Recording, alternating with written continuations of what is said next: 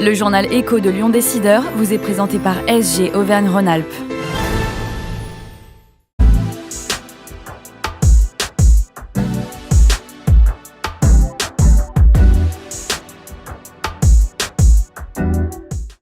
Bonjour et bienvenue dans le journal Écho de Lyon Décideur. Les éditeurs de logiciels se portent bien en Auvergne-Rhône-Alpes avec une croissance de 12,8% en 2022.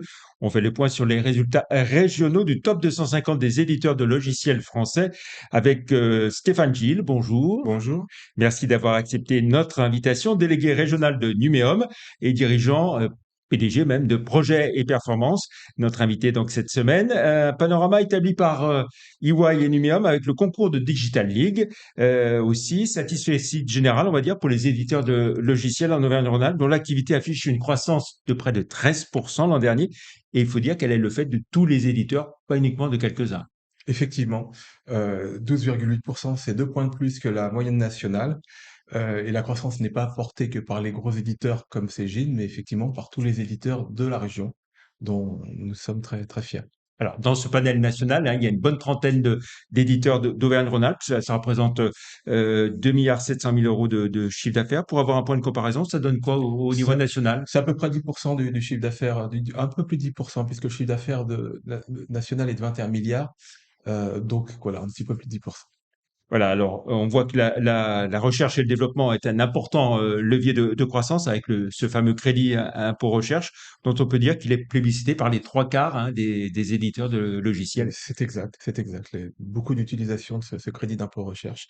Le modèle économique du logiciel fait qu'on doit faire les investissements avant d'avoir l'argent qui rentre. Donc, effectivement, ça aide beaucoup.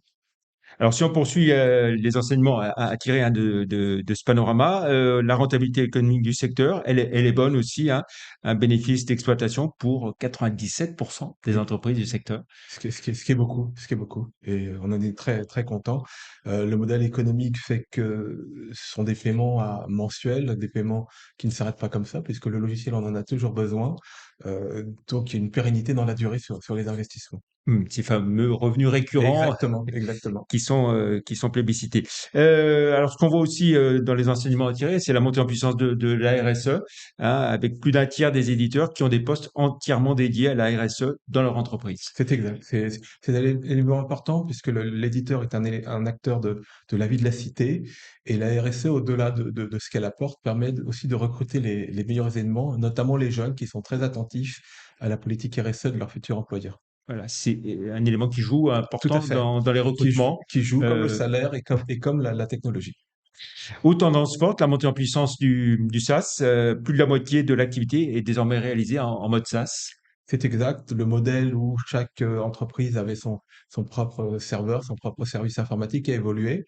Et les éditeurs, effectivement, ont fait cette mutation sur le mode SaaS qui a beaucoup d'apports et qui permet de lisser les investissements et que l'on retrouve aussi dans la partie rentabilité de l'entreprise. Alors, on va réexpliquer ce que c'est que le mode SaaS pour ceux qui ne sont pas des Alors, spécialistes. voilà, le mode SaaS, c'est soit vous achetez un logiciel et vous achetez le serveur, la mémoire et tout ce qui va avec, soit vous louez un service et vous utilisez ce service, un peu comme quand vous utilisez Facebook, par exemple, ou un autre logiciel, vous payez mensuellement et vous avez le droit d'utiliser ce logiciel. Voilà, et ce sont les initiales qui correspondent à Software de service. voilà. Une priorité et un sujet d'inquiétude aussi, hein, on peut le dire, c'est les cyberattaques, hein. Les deux tiers des éditeurs ont fait face en 2022 à des attaques. Oui, le nombre des cyberattaques cette année a extrêmement augmenté, que ce soit pour les éditeurs ou pour l'ensemble du marché national, souvent favorisé par le contexte international. Et les éditeurs, je dirais, intègrent dès la conception de leurs produits les risques de cyberattaque.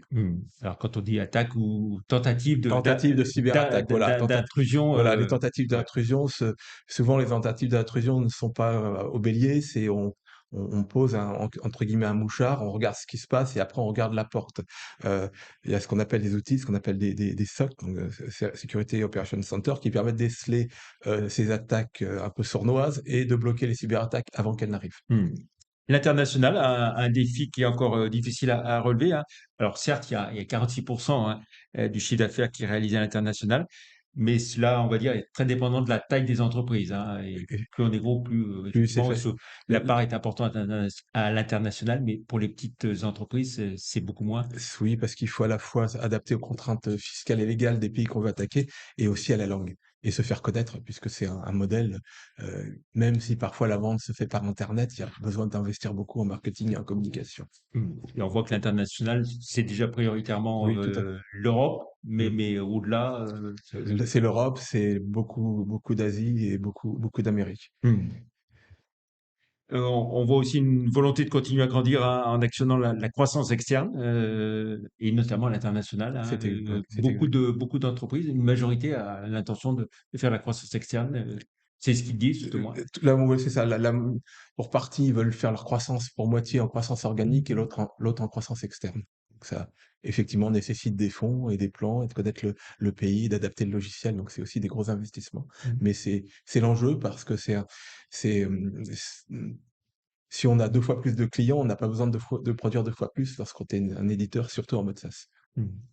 Alors, on voit que ce panorama EY à Numéum Digital League, il s'intéresse aussi au financement des éditeurs. Prioritairement, c'est d'abord, on va dire, l'autofinancement. La preuve qu'elles se portent bien financièrement, ces entreprises, qu'elles sont saines. Et ensuite, c'est quoi? En numéro 2, l'endettement. En numéro 3 seulement, le capital investissement. C'est ça. Alors, effectivement, le modèle récurrent permet d'avoir une capacité d'investissement. Après, il y a les aides de l'État, notamment la BPI, qui offre une aide à l'export. Et comme vous le dites, c'est la partie fonds qui rentre dans, puisque il y a beaucoup de fonds qui s'intéressent à nos éditeurs parce qu'ils sont très, très courtisés. Et puis l'endettement plus classique. En revanche, la bourse, pratiquement pas, hein. Mmh. Bah, la bourse, c'est bien pour En ce avoir des moment, voilà, tout au en moins. ce moment, c'est toujours un choix. C'est-à-dire que quand on n'est pas en bourse et ben, on est un peu le maître de chez soi. Souvent les éditeurs, c'est quelqu'un qui a une idée un petit peu un créateur qui a envie de garder un petit peu son bébé. Parfois il est forcé de trouver des capitaux, donc soit il va vers les fonds, soit il va vers la bourse. Mais non, c'est pas en ce moment, c'est un peu erratique, donc il y a pas trop d'entrée en bourse. Hmm. Tendance forte aussi le recrutement, hein. Ce sont des entreprises qui recrutent, qui embauchent, et la croissance à ce niveau-là est à peu près équivalente à celle de l'activité, hein. Oui. Plus 13%, et qui devrait se poursuivre en Tout à fait. 2023. Tout à fait. Le recrutement dans les métiers de l'informatique, c'est un véritable enjeu, que ce soit pour les éditeurs ou les sociétés de services ou les services informatiques en général. À noter aussi que la part d'informaticiennes est relativement peu élevée. Il n'y a pas assez de femmes dans le numérique et qu'on s'en prive vraiment de beaucoup de compétences qui pourraient aider à la croissance de notre pays. Mm. Et si on établit le top 5, hein, j'ai envie de dire des éditeurs régionaux, ça donne quoi? Alors, le premier, c'est bien sûr c'est Cégide. Oui, Après, on va retrouver Sopra Steria, qui a ses voilà, propres logiciels, Axway Software, Esker et Sogelink. voilà. Et puis alors dans le top 10, on a Visiative aussi qui Tout à apparaît. fait. On a Visiative, on a Tessi, on a Fiducial Informatique, hein, qui est pas très loin d'ici.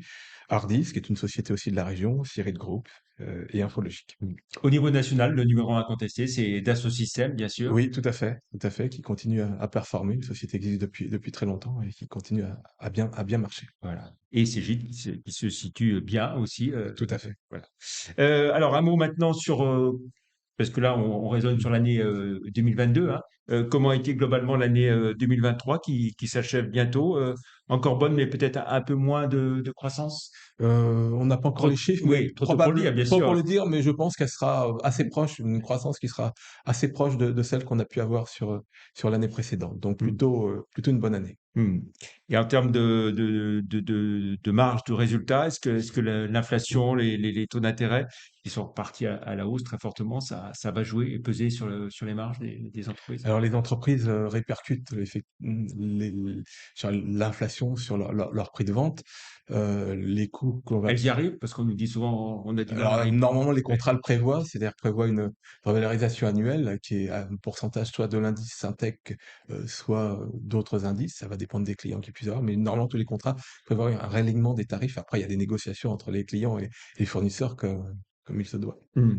Ok. Si on se projette au-delà de cette année qui est en train de se terminer, sur l'ensemble de 2024, là aussi, peut prévoir un tassement ou Non, je pense que la encore une croissance, belle l- progression? la croissance va se poursuivre. Les éditeurs aussi intègrent la révolution de l'intelligence artificielle. Donc, va y avoir aussi des révolutions dans la façon dont on va faire des logiciels. Donc, de nouvelles choses qui vont sortir. Donc, une croissance, une imagination qui va se poursuivre. Qui est encore, Ouais, il y a encore beaucoup de choses à faire. très bien. Un mot sur votre entreprise à vous, hein, puisque Ah ben, vous dirigez une entreprise qui s'appelle Projet et Performance. Qu'est-ce que vous pouvez nous en dire? alors, c'est une société dont le siège est à Lyon, créée en 2011. Une centaine de personnes. Nous sommes présents à Paris, à Lyon et à Marseille. Et on fait du conseil et de la direction de projet, principalement tout ce qui est les logiciels de gestion intégrés, tout ce qui est gestion de la data et tout ce qui est cybersécurité. Hmm. Et vous aussi, vous êtes porté par Donc cette voilà, belle croissance de du belles secteur. croissances sur différents sujets, beaucoup sur la data, beaucoup sur la mise en place de logiciels comme Salesforce ou SAP. Et puis la cybersécurité, effectivement, bah, il y a vraiment beaucoup de sujets parce qu'il y a beaucoup d'attaques et c'est un marché un peu embryonnaire, et on a aussi du mal à recruter des gens. Hmm. Donc voilà, beaucoup de sujets. Hmm. Et on sait que donc, encore une fois, on est sur une région Une très belle qui est région très belle région et et très portée par dynamique, très dynamique. l'ensemble des emplois du secteur numérique dans cette région. Il est de quel ordre? Il y a Parce que peu là, on a parlé évidemment mmh, mmh, du panel, hein, mmh. des Il y a à peu entreprises qui sont dans le top de 250, mais si on prend l'ensemble du secteur, Il y a à peu près 60 000 000 emplois. emplois, oui, qui sont d'informaticiens dans la région. Et oui, c'est une belle région. C'est la deuxième de France en termes d'activité et d'emploi au niveau du numérique. Voilà, et qui n'a pas fini de recruter et de progresser et de croître et Exactement, de se avec beaucoup développer. d'initiatives. Oui, c'est une des caractéristiques aussi de la France, hein, d'être très, très fort en termes de logiciels Mmh mh. par rapport à d'autres pays. Oui, et puis on a des sociétés très, très présentes, hein. Heu dans beaucoup de pays, on va retrouver des grosses, comme Atos, Capgemini ou des sociétés plus spécialisées. En Asie, on est très non, on est très, très, on pourrait être plus, mais on n'est pas mauvais. Très bien. Merci beaucoup, Stéphane Gilles, d'être venu nous présenter ces résultats du panorama top 250 des éditeurs de logiciels EY, Numéum et Digital League. On était très heureux Oui, de vous merci beaucoup. accueillir. On vous souhaite un très bon week-end et on Merci se beaucoup. dit à la semaine prochaine. Merci, au revoir.